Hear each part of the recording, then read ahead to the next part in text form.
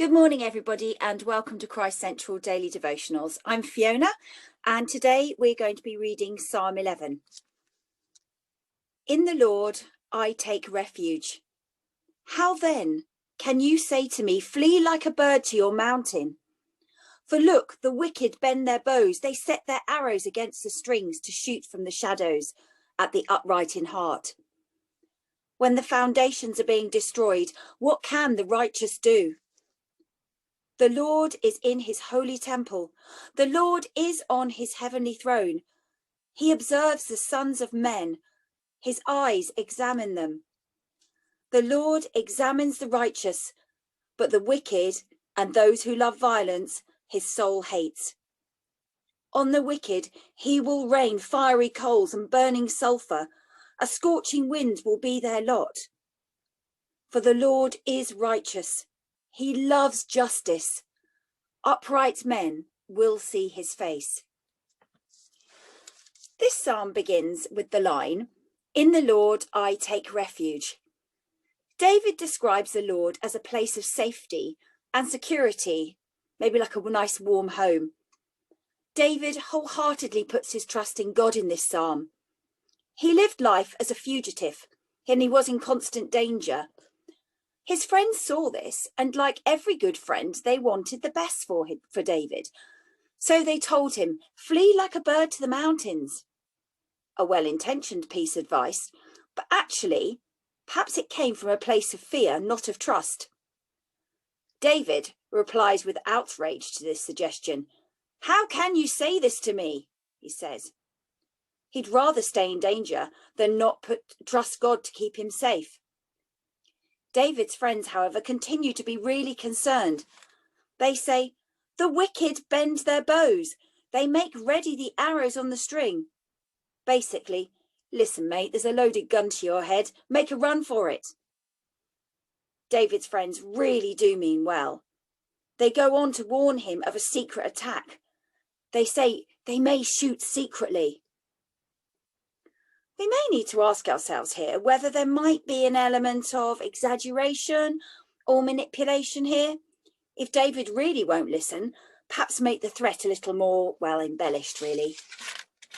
But David's trust is firmly in the Lord. He keeps reminding himself where his trust is. The Lord is in his holy temple. The Lord is on his heavenly throne.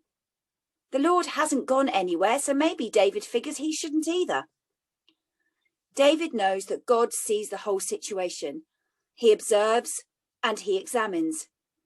David understands that the Lord tests the righteous, but they won't be pushed too far and they won't be abandoned.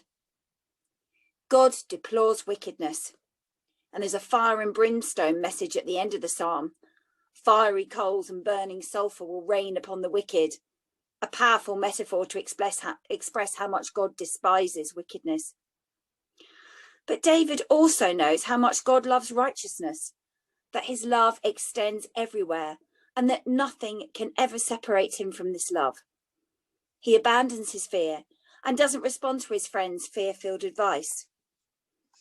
So what can we take from this psalm today? Well, maybe we need to be a bit careful in our friendships. My friends are definitely my treasures, and I always want the best for them as they do for me. However, if I've got a problem and I ask 3 different people their advice, I can guarantee I'll get 3 different answers. What we really need, in addition to seeking advice from our really good friends, is to find out what God thinks. We may not receive the instant response we receive from our friends, but when we ask God, we know we're submitting to our Father, who knows us better than any of our friends could possibly know us, and also sees ahead to what's going to happen in the future. Usually, as we keep seeking God's answer in decision making, we feel a peace when the right decision is aligned to the will of God.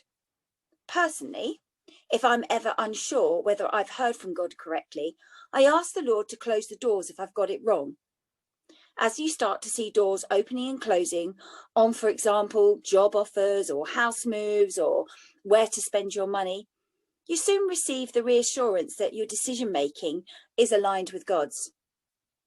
We also need to take care of being a good friend. It's great to offer lots of advice, but it's more important to listen. I had a friend a few years ago who was in an unhappy marriage for various different reasons. Because I just so wanted her to be happy, I actually wanted her to just get up and go and leave the marriage. And as did some of the other friends that she'd confided in. But in her heart, she knew it was right to stay.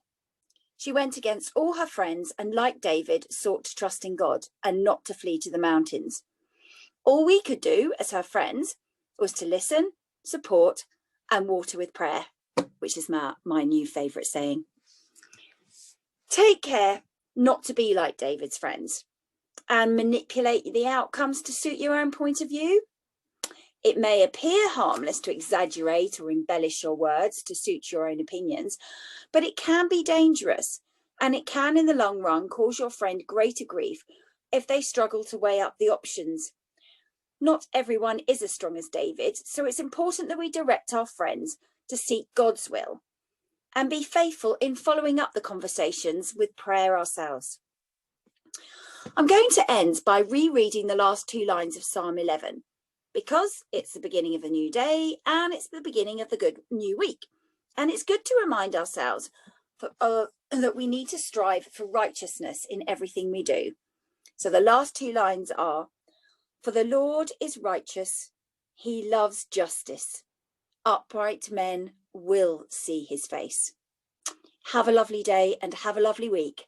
Thank you very much for listening.